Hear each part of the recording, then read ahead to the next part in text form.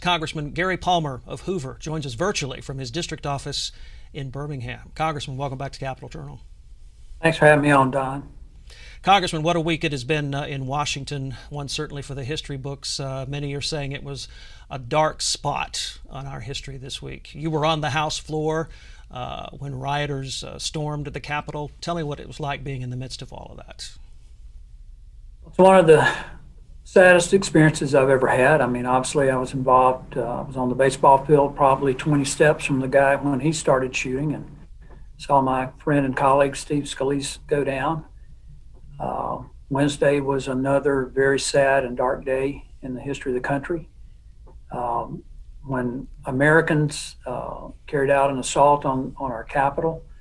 You know, our Capitol it represents to millions of people around the world the best in terms of government, the best in terms of opportunity. There are millions of people who want to come here because they see us as a land of law and order and opportunity. And what happened Wednesday would be shattering to a lot of people.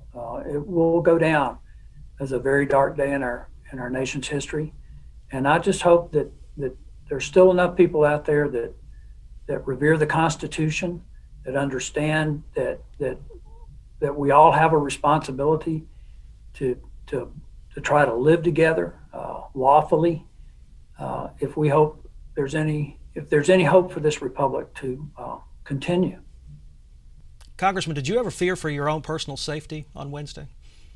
Not really. I was concerned for our Capitol Police officers, and one of them lost his life. I have a great respect and even great affection for many of those guys. I know them personally. I didn't know Officer Signick, but I know a lot of his colleagues. There's a high probability that a number of my colleagues and I wouldn't be here today were it not for the professionalism and courage of the two Capitol Police officers who literally ran into the gunfire. So I'm just heartbroken. Congressman, a lot of people have placed blame, or at least some of the blame, on what happened at the Capitol this week on President Donald Trump. They accuse him of inciting the violence that ensued at the Capitol this week. Do you feel that President Trump bears any responsibility for what happened?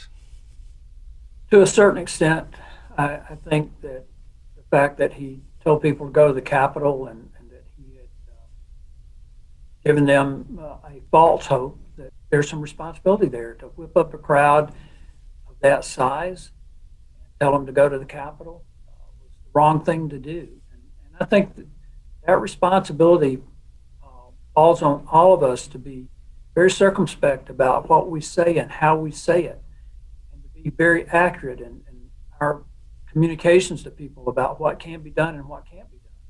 Since all of this happened, there have been calls, of course, for the 25th Amendment to be invoked, contending that the president isn't fit to continue to serve. There's even been impeachment talk. How do you stand on those calls? I think that's the wrong course of action to take because it will only escalate things.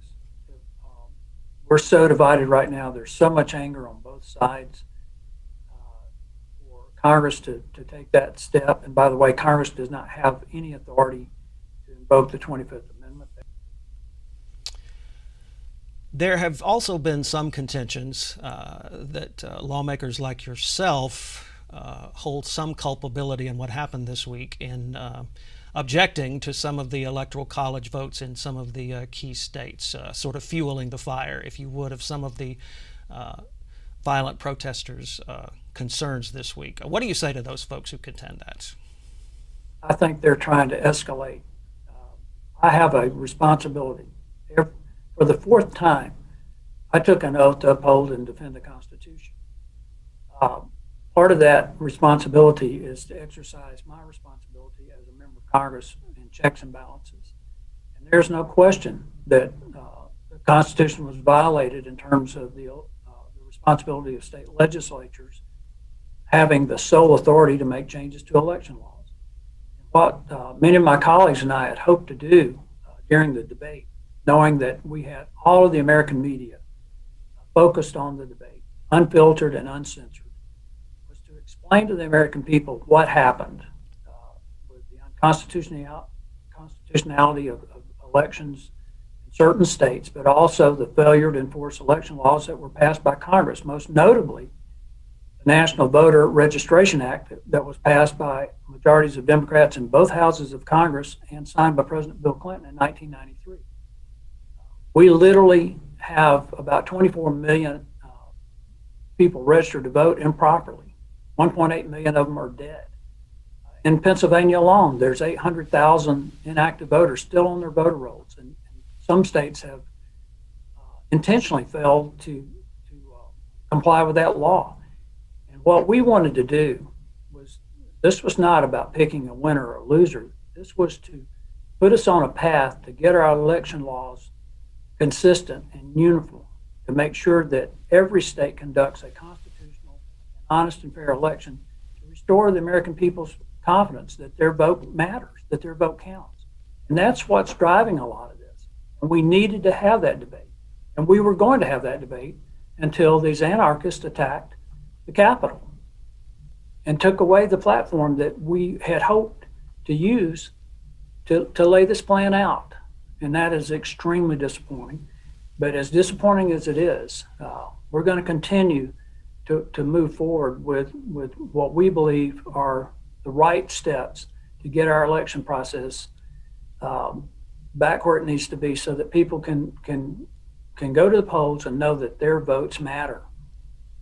Congressman, did you believe these people you described as anarchists maybe misunderstood what Congress could and could not do on Wednesday, where the Electoral College votes were concerned? I'm certain of that. And some of them, I think, had been told that, but they refused to believe it. I know a number of interviews that I did here, particularly locally, where that was raised. I made it clear that there was no way that the effort to object to state certification could work. There were people who thought that each state had one vote. That was not true. And I made that clear, that there was no path forward. What we were trying to do was set the stage for reforms to our election laws that, like I said, would allow us to have fair and honest elections. There were people who believed that Mike Pence had the constitutional authority to reject electoral certification. And that's not true. Any simple reading of the 12th Amendment makes it clear that the sole responsibility of the vice president was to see the opening of the envelopes. That's it. The count's actually done by the clerks and reported by members who are on the administrative committees in the House and Senate. There was nothing that Mike Pence could do that would otherwise that would be constitutional. And that's what concerns me, Don, is that we've got both sides that are making claims and asking us to do things that are not constitutional. And I'm talking about both sides, the extreme right and extreme left. And this country cannot continue to exist as a republic unless we abide by the Constitution.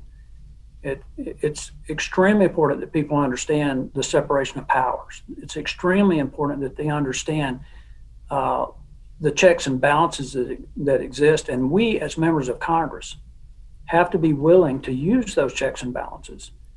They were put there in place to prevent some of the stuff that we're seeing right now. And Congress is not subservient to the courts, and we're not subservient to the executive branch. And while we respect federalism, we're not subservient to the states. Congress has a role in this. There's a long history of congressional action to reverse state laws, most notably the 1965 Voting Rights Act. That law was vigorously enforced and upheld by the courts.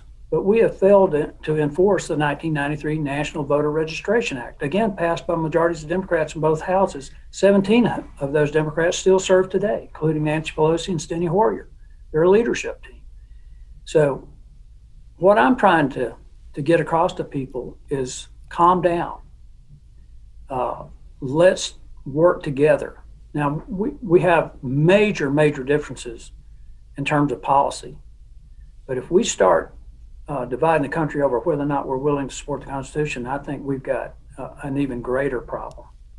Congressman Gary Palmer of Hoover, always a privilege to have you on the show. Thank you so much, and thanks for your leadership. And we're glad that you're safe after the events of this week. Thanks for allowing me to speak to your audience, Don. I appreciate it.